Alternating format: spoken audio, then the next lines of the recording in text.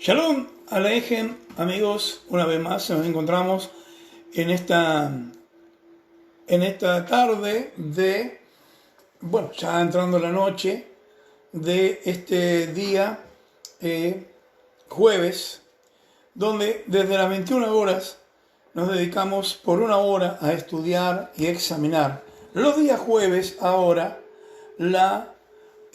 parashá semanal de la Torá.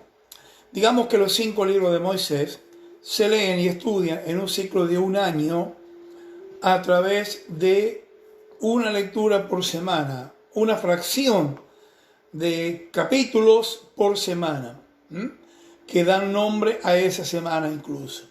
En cualquier sinagoga del mundo usted entra y sabe que en esta fecha están estudiando esta parashá o sección semanal de estudio de la Torá, que culmina justamente los días viernes y en Shabbat, es decir, donde la leemos totalmente y también la analizamos, ¿sí? Bien, la parashá de hoy, la sección semanal de hoy, es una sección semanal muy rica, ¿sí? Muy rica. Es la número 20 en orden consecutivo desde que comenzamos a estudiar la primera al comenzar el año. Bien, esta sección de esta semana está en el libro de Sefer Shemot, es decir, el libro del Éxodo. Es la octava lectura que hacemos en ese libro. Si tiene una Biblia a mano, puede encontrar capítulo 25, 1 al capítulo 27, 19. Esa es la lectura semanal de esta semana, que día tras día la analizamos y estudiamos. Lleva por nombre Tetzaveh, por la primera palabra con la que comienza en idioma hebreo el texto. Y Tetzaveh significa ordenarás o mandarás. Bien. Recordarles que este programa, el Rabí Enseña, con quien les habla, Rabí Daniel Paredes von Katzenberg, este programa va los días martes, que estudiamos el Maaseh Bereshit, el libro de Génesis, sus misterios, y los días jueves a las 21 horas, ambos días. Usted lo puede encontrar en www.luminaresvida, allí estará el video ubicado. También lo puede escuchar aquí a través de Radio 92.9, Radio Luminares 92.9 FM, desde Merlo, provincia de Buenos Aires, para todo el mundo. Y también son subidos inmediatamente después a nuestro canal de YouTube. El canal es el Rabí Enseña, Rabí con 2 B larga, el Rabí Enseña. Ahí están todos los videos que transmitimos en directo por aquí. Bien, recordemos también que hoy estamos entrando en la festividad de Purim, la fiesta de los regalos, la fiesta de la alegría. Algunos dicen que es el carnaval judío, porque tenemos costumbre de ponernos disfraces y utilizarlos, y eso nos deja una enseñanza, ¿sí? Muy profunda. ¿De qué te disfrazas? ¿Qué es lo que vendes para afuera? Porque esa careta es como la que usaban los cantores griegos en los teatros griegos. Esa careta se llama prosopon, de ahí viene persona o personalidad, y eso es lo que mostramos hacia afuera, es decir, la personalidad, que no es lo mismo que lo que está adentro, el individuo, ¿sí? Es la imagen que vendemos. Entonces, cuando nos disfrazamos, aquel disfraz que nos ponemos nos muestra un poco qué es lo que queremos vender, qué imagen queremos impregnar en la sociedad de nosotros, ¿sí? Bien. Pero no nos vamos a adentrar en esta festividad Esta para allá, estos capítulos 25.1 al 27.19, tienen una particularidad muy profunda, que es que, en primer lugar, se habla del aceite como símbolo del pueblo de Israel. En segundo lugar, es la única para allá de toda la Torá, es decir, de acá bueno, hay otras también, pero en la que el nombre de Moshe no aparece. Comenzamos desde que nace Moshe en el libro del Éxodo, es decir, para adelante, es la única sección donde el nombre de Moshe Rabenu no aparece, está oculto. Está ahí detrás, ¿sí? Está ahí. Veamos, primero el olivo. El olivo es una planta que da su fruto, la aceituna, la cual se extrae y se prensa 3 veces. La primera es un líquido brillante, dorado, y ese es el que sirve para el candelabro, para la iluminación, en aquellos entonces. Recordemos que el menorá tenía que estar encendido, ¿sí? Ese candelabro de 7 brazos tenía que estar encendido, de manera que entre tarde y tarde se le volvía a cargar aceite en los tubos y el aceite ascendía y eso hacía que estuviera permanentemente prendido. ¿Sí? Había uno en el Mishkan, es decir, en el tabernáculo, no así en el templo. En el templo habían 70, era uno por cada una de las naciones del mundo. Ahora bien, cuando miramos en el libro del profeta Irmiajú o Jeremías, capítulo 11, versículo 16, dice: Hashem te llamó olivo frondoso y bello con hermoso fruto. Es decir, esta es una alusión a Israel, ¿sí? El olivo es uno de los árboles que representa justamente al pueblo de Israel. El olivo es una fruta amarga. Eso habla de las amarguras, de las luchas, las pruebas, las vicisitudes que ha tenido que pasar el pueblo de Israel. Está simbolizada en la amargura justamente de esta planta, de esta aceituna. En segundo lugar, exprimida, es decir, estrujadas las aceitunas. Esto da 2 cosas: aceite, que es para el combustible, para iluminarnos, para traer luz, y también aceite comestible, que son las segundas 2 prensadas. Recordemos la fiesta de Hanukkah, faltaba aceite para este menorá, este candelabro, y hubo que ir a Tecoa, al norte. Se demoraba 2 días en ir, 4 en preparar el aceite y 2 en volver. Por eso las fiestas son 8 días. Bien.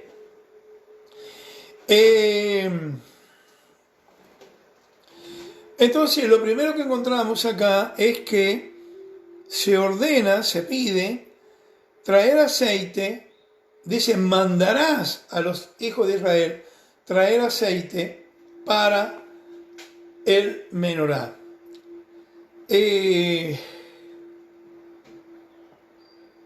Debería detenerme y hablar un poquito del menorá.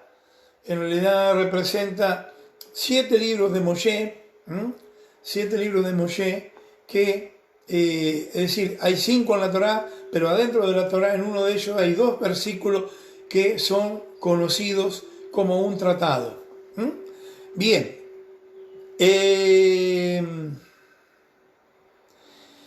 Pero el candelabro, el menorá, también representa la Torá. ¿Por qué? Porque tiene una serie de botones, flores, candelas. Por ejemplo, tiene 7 candelas y esas 7 candelas representan las primeras 7 palabras del libro del Génesis. después están las primeras palabras del primer capítulo, es decir, el primer versículo del Éxodo, del Levítico, y así sucesivamente. Entonces, es mucho más de lo que se conoce por allí. Bien, entonces la menorá se encendía a la tarde, es decir, se volvía a colocar el aceite a la tarde para que durase prendida otras 24 horas más. Esto se hacía a la misma hora en que afuera, en el altar, se sacrificaba el segundo cordero, es decir, el segundo corbán. Bien, entonces dice al comienzo, dice, ordenarás que te traigan aceite de oliva puro para encender la menorá, la luminaria. Es decir, el aceite tiene que ser puro, no es cualquier aceite, es el aceite, digamos, de una primera prensada, ¿sí? Es decir, se colocaba en una especie de hamaca paraguaya, se iba torciendo hacia los lados y el estrujamiento producía que la aceituna largara ese primer aceite que era brillante, dorado, y ese era el que se utilizaba para lo que es el menorá. Muy bien. Se dice allí, Beatá tetzaveh et benei Israel. ¿Sí? Beatá tetzaveh et benei Israel. Acá hay palabras que son unas palabras muy profundas, que hay que meditarlas, que hay que analizarlas en su contexto. ¿Sí? En primer lugar nos habla de la ve, es decir, y ordenarás. Ahora, ve allí es la letra Vav, y la letra Vav tiene que ver con el árbol de las vidas, con Seir Anpin, es decir, lo que nosotros conocemos como Seir Anpin, que son una serie de 7 sefirá que culminan en Malhut, la última que es el mundo físico.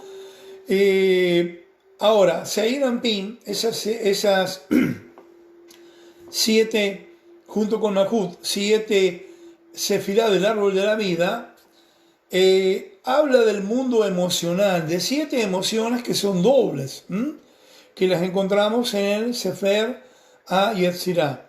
Bien, entonces, cuando comienza el texto con esta expresión ve, nos está hablando de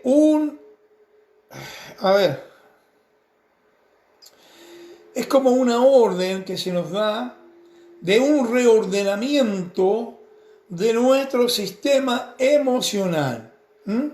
Acá el tikkun es la reparación que tenemos que hacer, es en nuestro sistema emocional. 7 emociones muy conocidas, y ahora voy a hablar algo sobre eso, que son las que tenemos que rectificar, son emociones. Bien. Ahora, en estos capítulos también se habla de la ordenación sacerdotal de Aarón. Aarón ben Amram, hermano de Moshe Rabenu, es ordenado primer Cohen Gadol, es decir, primer o Igdal Cohen, primer sumo sacerdote. Ahora, en ese momento en que él fue ordenado, fueron expuestos desnudos, se le quitaron las ropas, fueron lavados sus cuerpos, fueron ungidos, después hubo otros ungimientos posterior para poder consagrarlo a la tarea del sacerdocio, es decir, iban a ser los que iban a ministrar adentro del templo, adentro del Mishkan, del tabernáculo. Nadie más podía entrar allí salvo Moshe Rabenu. Ahora, en ese momento, se produjo en él, en Aarón, una mutación genética que dio origen a una descendencia espiritual y natural llamada Cohen, sacerdotes. Bien, Es una descendencia que se transmite a través de los primogénitos varones. Presta atención en esto. Aunque no siempre son judíos. Hay algunos que han ingresado ahí no siendo judíos. Ahora, los tiempos han avanzado, los tiempos se han acelerado y la ciencia se ha desarrollado de tal manera que buscando un lazo genético entre judíos de diferentes lugares con relación a la búsqueda de la famosa 10 tribus perdidas, se encontró en los Cohen, es decir, aquellos que son reconocidos como Cohen.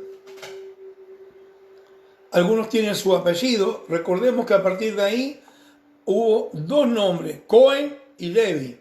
Cohen eran los que ministraban dentro del tabernáculo y Levi los que transportaban sobre su hombro todos los utensilios del tabernáculo. Es decir, llevaban ese ministerio, tenía que dolerles en el cuerpo, se lastimaban con la transpiración, y al llevar esas barras de oro eso habla del peso del ministerio, eso habla de la esencia del ministerio. Ahora, a partir de ahí hubieron dos apellidos, Cohen y Levi. Por todos lados, si usted va a Buenos Aires, va a encontrar ahí Cohen, Levi. El nombre Cohen se ha deformado un poco, es decir, depende cómo se escriba por fonética. Cohen, Cohen, Caen, Kanovich, por ejemplo. Y se mantiene el registro de esas dos familias de nacimientos y descendencia. Ahora bien, no con los Levi, sino ocurre esto con los Cohen. Hubo en ese momento en que Dios fue ungido una mutación genética en él. Una mutación genética. Que hoy con los avances de la ciencia, como dije, se encontró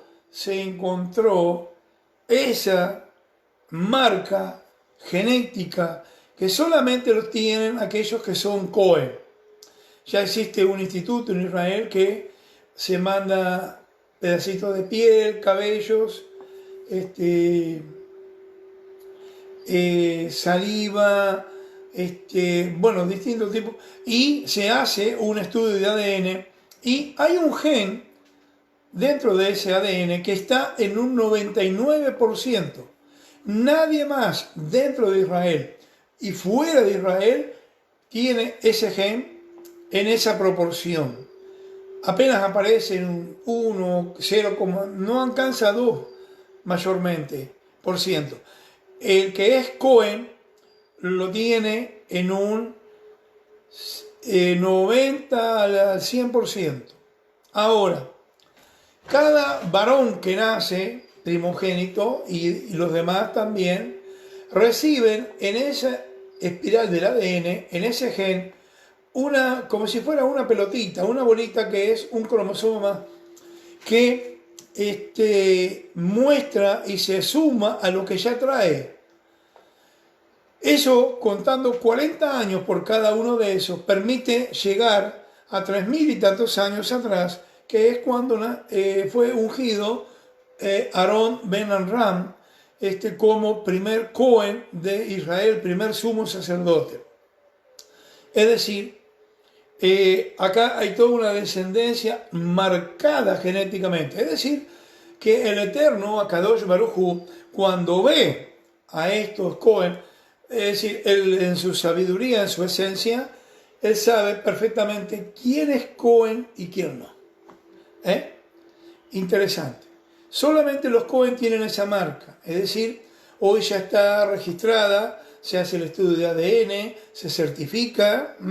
Por lo tanto, se sabe que esta persona sí es un Cohen, es descendiente de Aarón por sangre. Dije que no solamente los descendientes de Aarón, porque hubieron personas con las cuales el Eterno, bendito sea, celebró un pacto de paz y lo incluyó dentro del sacerdocio. Uno de ellos, por ejemplo, en el pueblo judío es Pinjas, bueno, no me acuerdo ahora cómo es la traducción al español, Pinjas, Fineas, así lo traducen, Fineas, en hebreo es Pinja, aquel que atravesó con la lanza a aquel judío que mantenía relaciones sexuales con una edomita mientras la plaga estaba matando gente en el campamento. Fue lo que detuvo la plaga. Bien, a él Dios le dio un pacto de paz y lo estableció también como Cohen. Es decir, ahí hay otra línea de Cohen.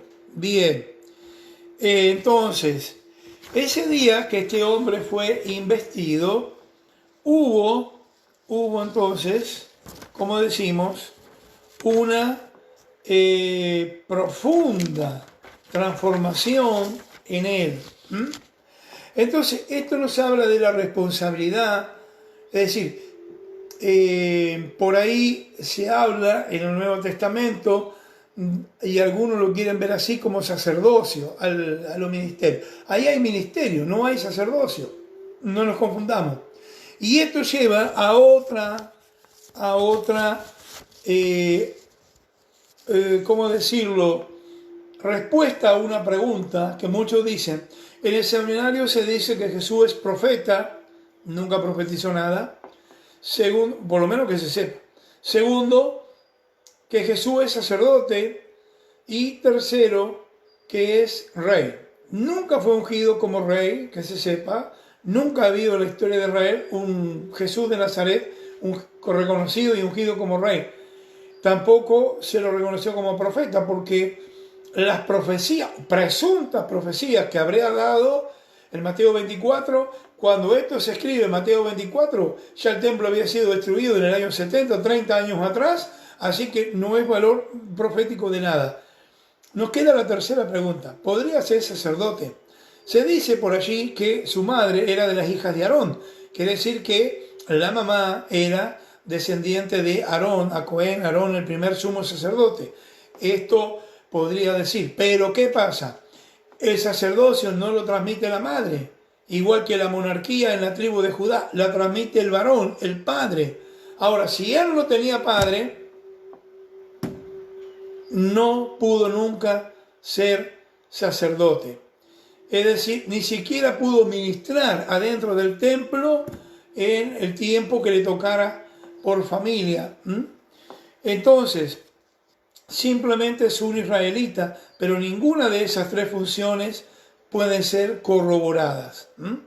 Esto porque muchos preguntan, dejan algunas preguntas que yo no quiero tocar acá, porque no quiero herir sensibilidades.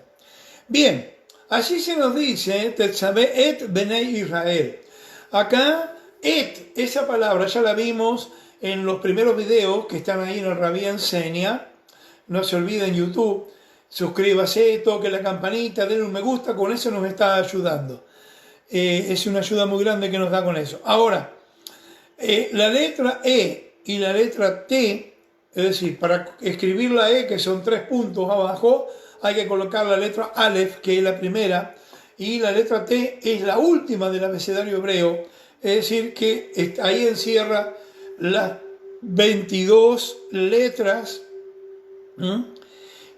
que son los ladrillos con los cuales el Eterno, bendito sea, hizo la creación. Es decir, el poder creador está dado allí. Ahora bien,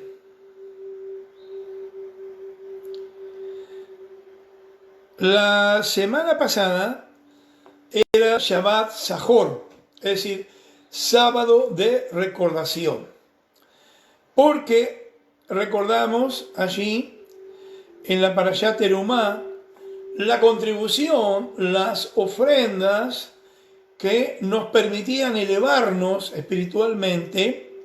Eso está en el video anterior, Parashá Terumá. Pero Terumá es elevación de la Hei, es decir, significa elevar. Y como termina con la letra Hei, que es la letra número 5 del alfabeto hebreo, 5 son los mundos espirituales, 5 son las dimensiones del alma, 5 son los libros de la Torá, los que nos permite hacer esa corrección, ese tikkun y elevar el alma.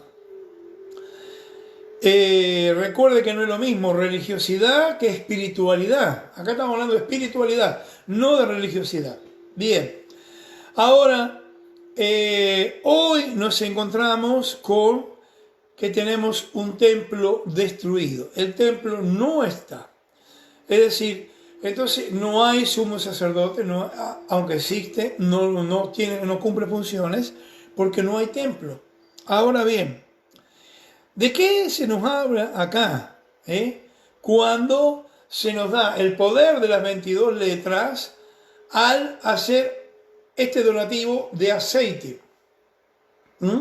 Aceite que fue usado para ungir al sacerdote, al Aarón, aceite que fue usado para encender el menorá.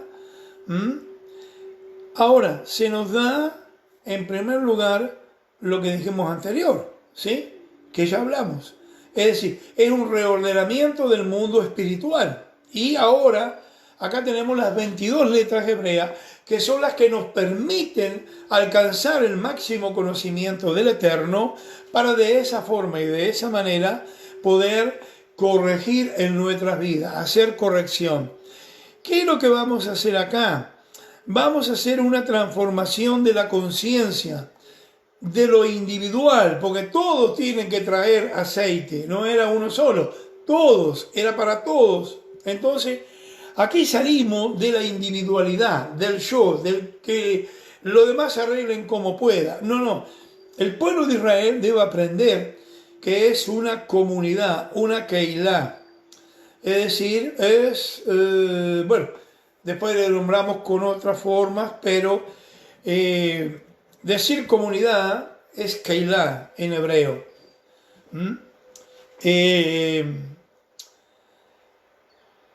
Y el pueblo de Israel es un pueblo que vive en comunidad, reza en comunidad. Necesitamos 10 varones, uno por cada una de las 10 sefirot del árbol de la vida, para estar allí delante del Eterno, rectificando a todo el pueblo con nuestras oraciones. Ahora, encontramos también que acá tenemos que aprender aquella expresión, Hashomer Ahim, es decir, soy el guardián de mi hermano, soy el guardián del que me escucha, del que está a mi lado. Entonces, ¿cómo lo voy a guardar? ¿Cómo lo voy a proteger?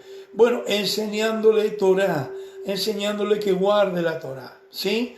Enseñándole los principios de la Torah. Cuando hay que corregir en base a la Torah. Por eso dice, la enseñarás cuando andes en el camino, cuando te acuestes, al levantarte. Hay una infinidad de formas en las cuales podemos transmitir la Torah, enseñar la Torah. Y ahí la persona va a comenzar a corregir su vida, va a comenzar a hacer su tikkun. Me preguntaba un querido pastor amigo en Buenos Aires, pastor Rebel, en Ituzaingó, y me decía, lo que yo no entiendo es por qué los judíos que entraron a una iglesia evangélica, mañana conocen los movimientos estos mesiánicos y cambian totalmente. Dijo, se van con ellos, de repente se vuelven religiosos usando ese manto de oración que no lo usaban, usando el kipá. Bueno, es porque entendió cuál es su misión en la vida, entendió qué es la Torá, para qué sirve. Y ahora está usando ese atuendo justamente para cambiar, transformar su vida. Cuando un judío se coloca ese manto por encima, es como atraer hacia sí un alma nueva. Eso habla de que, y por las borlas que tienen los tzitzit, él se transforma en un ángel. Es comparado con un ángel. Bien, cuando hace eso, el judío, hablo de aquel que está circuncidado, hablo de aquel que hizo el bar mitzvah, hablo de aquel que estudia la Torá y que la practica. Bien, el aceite de oliva era entonces el material necesario y simbólico acá para el combustible de las 7 lámparas, ¿sí? Hemos dicho que se siente lámpara, bueno, son las 7 primeras palabras del primer versículo de Génesis, Bereshit, Bereshit bara Adonai et Shamayim et Haaretz. Esas 7 palabras representan los 7. Después hay otra serie que tiene que ver con diferentes números, diferentes cifras, y allí es donde vamos a ver que esa cantidad representa las primeras palabras del primer versículo de Éxodo. Hay otro que significan las flores, por ejemplo, significan las 7 palabras, las palabras que tiene el primer versículo de Baikra, Levítico, la bota de número, y después por último de Devarim, Deuteronomio. Es decir, ese candelabro, eso representa la Torá. Muy bien. Hablamos del aceite de oliva, ¿sí? Representa el mundo emocional, lo que llamamos en el árbol de las vidas Seir Anpin, el rostro pequeño, es decir, se saca cuando se exprime, y esto nos deja una moraleja, una enseñanza. Cuando somos confrontados con un problema, de ahí las vicisitudes que tenemos, los problemas que tenemos. Un saludo grande allí para Federico y mi querido Jesús Suruca allá en Brasil. Muy obrigado. Estaba diciendo que somos confrontados en la vida con problemas, con dificultades. Ahora, por lo general se reprende al diablo, se reprende a los demonios, se le echa la culpa a otro, igual que en el Génesis. El hombre dijo, no, la mujer que me diste. La mujer dijo, no, la serpiente, mi mamita. Bueno, era la suegra, ¿no? Se entiende. De ahí venía toda la culpa. Entonces, siempre estamos desligando nuestra responsabilidad y quitando nuestra responsabilidad y tirándosela a otro. Lo hacen los gobiernos. Cada gobierno ahora le echa la culpa al anterior, el otro al anterior, y así es una cadena donde nadie dice, no, este es el momento que yo estoy viviendo, que yo estoy gobernando, y acá los errores yo tengo que reparar, ¿sí? En la vida vinimos a hacer eso, a reparar errores que cometimos en otras vidas anteriores. Por eso el árbol de la vida no es de la vida, se es Jaim. Si fuera árbol de vida, se leería Etz HaJai, árbol de vida, pero dice árbol de vidas. Etz HaJaim en hebreo, son muchas vidas, todas las vidas están contenidas ahí, hay un archivo ahí donde todo lo que hemos vivido en otro cuerpo, ¿no? Está todo guardado ahí, y cuando venimos a este mundo venimos a corregir cosas que ahí dejamos inconclusas. Presta atención a esto. Cuando un judío se enfrenta a un problema, no le echa la culpa al diablo ni a los demonios, nada, no. Aprende a leer la vida. ¿Por qué me está pasando esto? ¿Para qué me está pasando esto? Es decir, cada problema, confrontación que tengo está hablándome de algo que dejé inconcluso en otra situación, en otra vida anterior, o en esta mucho más antes, que ahora tengo que corregir. Se me presenta esa situación para que me ocupe de ella, no me preocupe, sino me ocupe y la corrija. Entonces, eso hace de que vaya borrando partes del pasado. Por eso vienen a la mente a veces situaciones pasadas, vividas, o se presentan problemas, o como problemas podría decir también otro tipo de vicisitudes. Una persona que viene a pedir, por ejemplo, en estos días estamos atravesando la fiesta de Purim, donde todos nos hacemos obsequios, nos regalamos cosas, pero hay también una ordenanza allí, un precepto de regalar una comida a los pobres. Ahora, si un pobre viene a pedirme algo, sí o sí tengo que dárselo. ¿Por qué? Porque en esta festividad, son 2 días, hoy y mañana, no podemos estar tristes, nadie puede estar triste, todos tenemos que estar alegres por la gran salvación que se nos dio en aquel momento allá en Persia. Bien, ahora, cuando vienen esas situaciones a nosotros, ahí somos como la aceituna, exprimidos, nos exprimen, y ahí es cuando sale lo mejor de nosotros.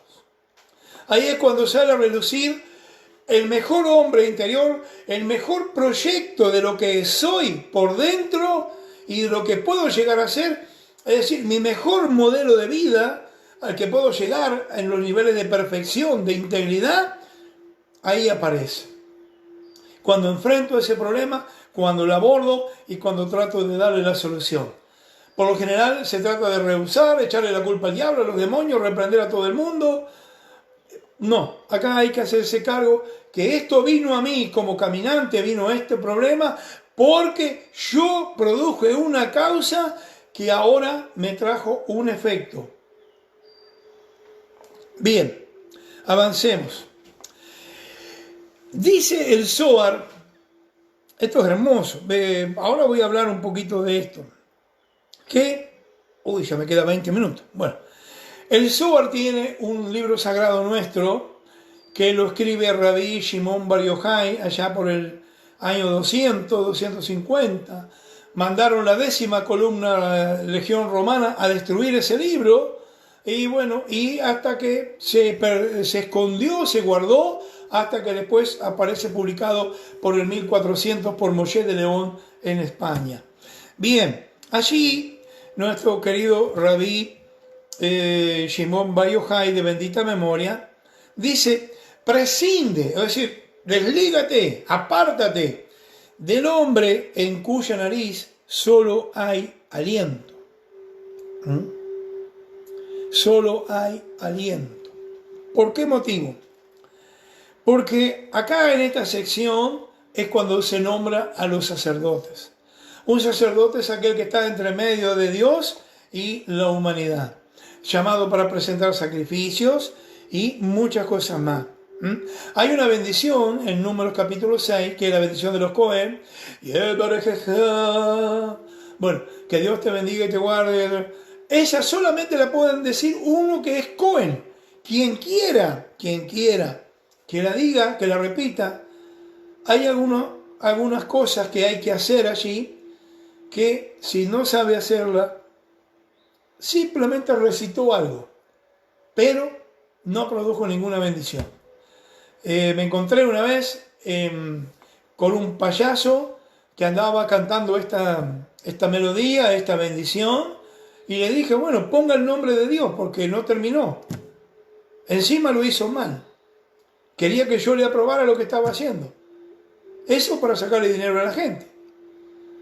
Y le digo, ahí dice ahí abajo, y pondrás mi nombre sobre los hijos de Israel. Ponga el nombre, porque de lo contrario, lo que hizo ese cantito no tiene ningún significado, no trae bendición. Es más, si no es Cohen, no es descendiente de Aarón por sangre, no lo puede hacer. Solamente aquel que tiene esa marca genética, como dije al principio del video, lo puede hacer. Bien, ni un judío siquiera. Porque se nos llama a ser el Cohen de tu vida, es decir, el sacerdote de tu vida. Aquel que tiene que elevarse a Dios. No vas a esperar que Dios venga, te ponga una placa ahí en el pecho y te diga, bueno, elevado al segundo nivel. No.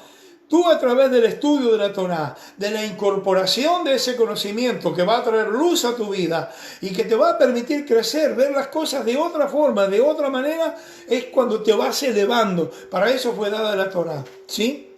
Ahora, esto nos habla también de lo que ocurrió en la ordenación de Aarón. Fueron desnudados. ¿Por qué los desnudaron? ¿Por qué le quitaron la ropa? Que todo el mundo los estaba viendo ahí, colita al aire. Porque para demostrar que así como eran delante de Dios, tenían que ser delante del pueblo, transparente, sin nada que ocultar. Así vinieron al mundo, así eran y así tenían que mostrarse. No se olvide, el profeta, cuando llega a niveles más elevados, como David, por ejemplo, cuando trasladó el arca, se desnuda. Se desnuda porque se siente que la ropa es una molestia, porque la ropa vino como consecuencia del pecado que cometió Adán y Eva. Cosieron hojas de higuera cuando se sintieron avergonzados por lo que habían hecho. Eso habla de obra de hechicería. Por lo tanto, la ropa habla mucho. Ojo con eso. Bien. Por lo tanto, prescindir de Seir Anpin, de esas 7 sefirá del árbol de la vida, es prescindir de la idolatría. Esto habla entonces también de algo que es la purificación del cuerpo. No solamente el alma, el cuerpo tiene que estar adecuado para que el alma pueda funcionar tranquilamente a partir de ahí. Uno de los niveles del alma, recuerde, el nefesh, dice, en el nefesh está la vida, en la sangre está la vida, eso está en el hígado. Es el nivel más bajo del alma. Después hay otro que es el ruach, está en el corazón. Y por último, neshama, la mente. Que si usted da neshama, forma la palabra shemen, que significa aceite. Mire cómo esto. Y tiene el mismo valor que la palabra Mashiach, 358 en hebreo. Quiere decir que se pueden suplantar. Bien, Seirampin, esas 7 sefirá del árbol de la vida que representan el mundo emocional. Ahora, ¿cómo manejamos eso? Bien, las emociones son dadas por el corazón, los pensamientos y el razonamiento por la mente, pero hay que traspasar estos niveles para llegar a que la mente tenga el control sobre el cuerpo, para que podamos decir, como dicen los sabios, los pies van donde va la mente, es decir, la mente es la que dirige el cuerpo. Bien, ahora, ¿qué pasa? Acá hay un secreto. Cuando el pueblo de Israel, en tiempo de Abraham, había 10 reyes allí. 3 desaparecieron. Cuando Moshe Rabenu viene con el pueblo, hay 7 pueblos que hay que echarlo, hay que sacarlo de la tierra. Sacamos todo menos uno que quedaron ahí. Los filisteos son los antiguos palestinos, o sea, Filistea en inglés se dice o se escribe Palestina. De ahí el nombre. Es el único pueblo que nos sacamos. Ahora, ¿qué representaban esos 7 pueblos? 7 orificios que están en la cabeza. 2 ojos, 2 fosas nasales, 2 oídos y gracias a Dios una sola boca. Porque mire si hubiera puesto 2 lenguas. Dios libre y guarde. Ahora, esos 7 orificios son a través de los cuales son sentidos, a través de los cuales la información del mundo exterior ingresa a nuestra mente, es procesada y de ahí se incorpora el nivel emocional. Me gusta, no me gusta, es lindo, es feo, ¿sí? Esa es la emoción. Eso es lo que genera acciones, actitudes, de acuerdo a lo que es procesado en mi mente, de lo que ingresó desde afuera. Entonces, ¿qué significa echar esos 7 pueblos? Significa rectificar los sentidos que nos permiten el ingreso de la información a nuestra mente y a nuestro corazón. Porque en base a eso es lo que vamos a hacer, lo que vamos a decir, lo que vamos a pensar. Bien. Ahora, prescindir, como dice, del hombre en cuya nariz solo hay aliento, esto es un lenguaje que en Kabbalah se llama lenguaje de las ramas y las raíces. Y esto tiene que ver con la idolatría. Referencia a la idolatría. Bien. Ahora, por ejemplo, una de las emociones que tenemos que corregir a través de eso es la ira. La ira es uno de los más malos de esas 7 emociones que tenemos que corregir. ¿Por qué? Porque nos impurifica hacia afuera, porque por culpa de la ira decimos cosas, hacemos comentarios que no tenemos que hacer, y también nos impurifica por dentro, porque genera una reacción en nuestras vidas de enojo, de maldad, que hace que la sangre se ponga pesada, espesa, y eso altera todo el organismo. Bien, ahora el Zohar, bendito sea el libro sagrado, aporta solución para todas las cosas, ¿sí? El Zohar, escrito por Rabí Shimon Bar Yochai, de bendita memoria, es el que aporta y explica la Torá en un nivel mucho más codificado, mucho más elevado, ¿sí? Y allí nos habla de que guardar Pesaj, la fiesta de la liberación de Egipto, que viene ahora, en la primavera, ahora en este mes de marzo. Y el segundo día comienza la cuenta del Omer, es decir, colocamos una medida de cebada y decimos, hoy es el primer día, mañana es el segundo, hoy es el tercero, y así llevamos esa cuenta, ¿sí? Se nos dice allí que guardar estas dos celebraciones purifican de la idolatría. ¿Por qué? Porque vamos a pasar Pesaj hasta Shavuot, que es Pentecostés. Pentecostés es el día número 50 en griego, el día en que estábamos al pie del monte Sinaí y ahí fue bajada la Torá. Pasaron 49 días para entrar a la otra fiesta.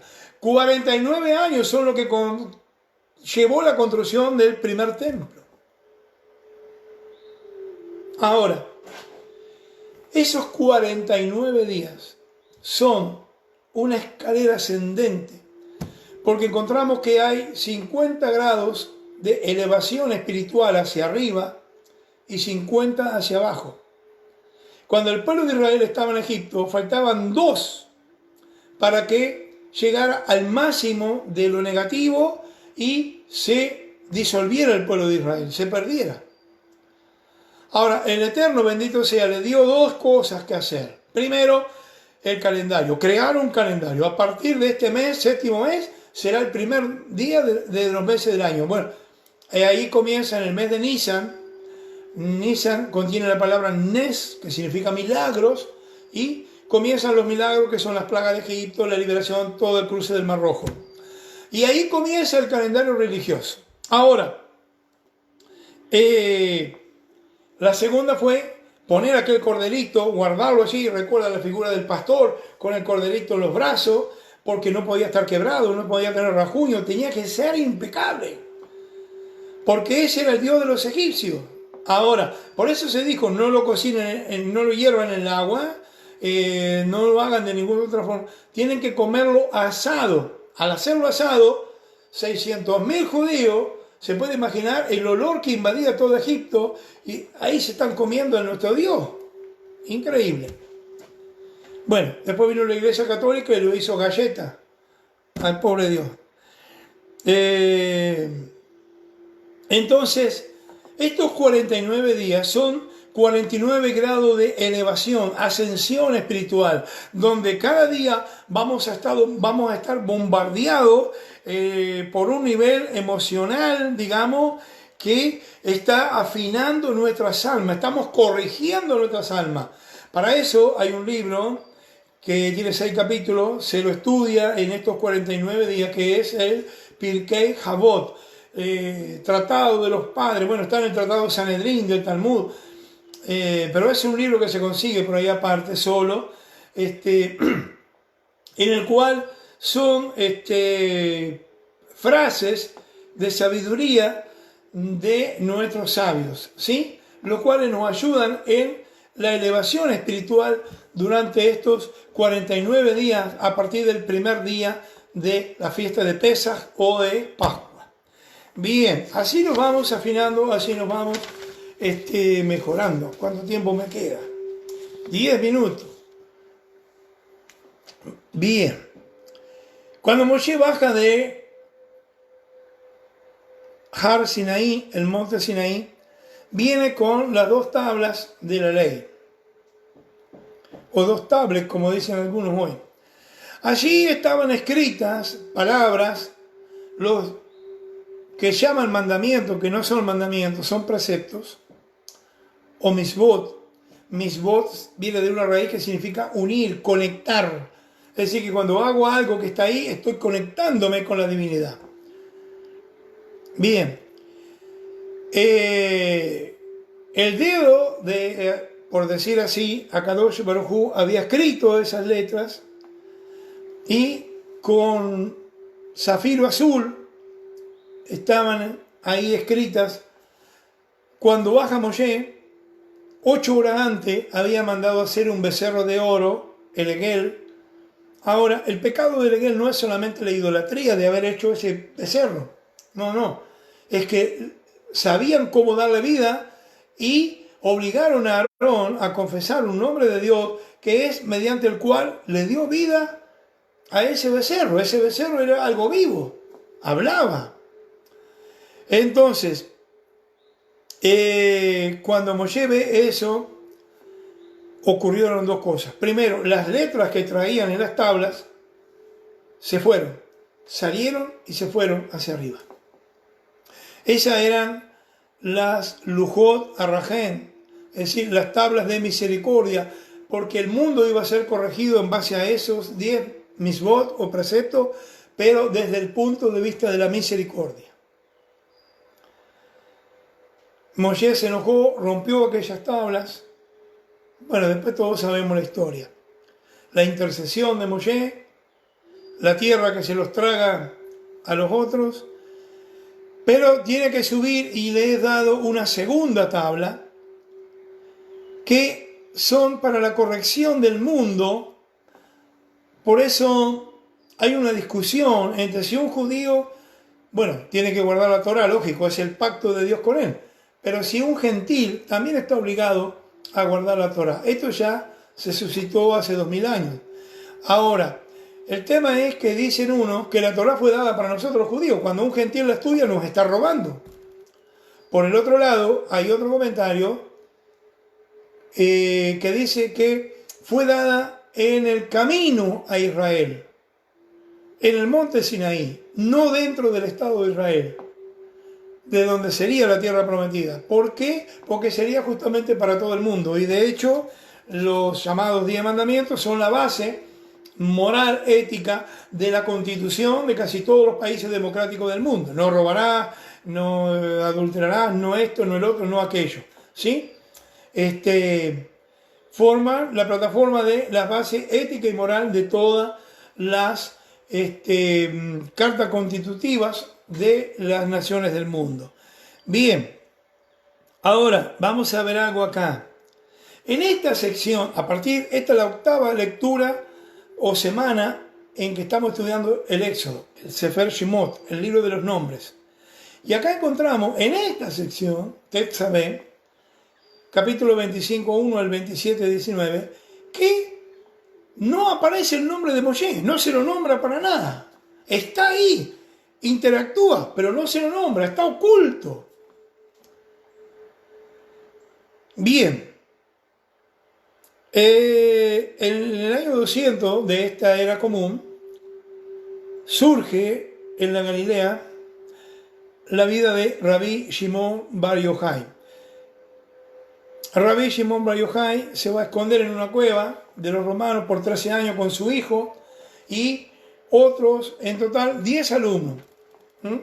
Y van a estudiar el Torá y van a escribir un libro que se llama el Zohar, son 5 tomos, donde explica la Torá.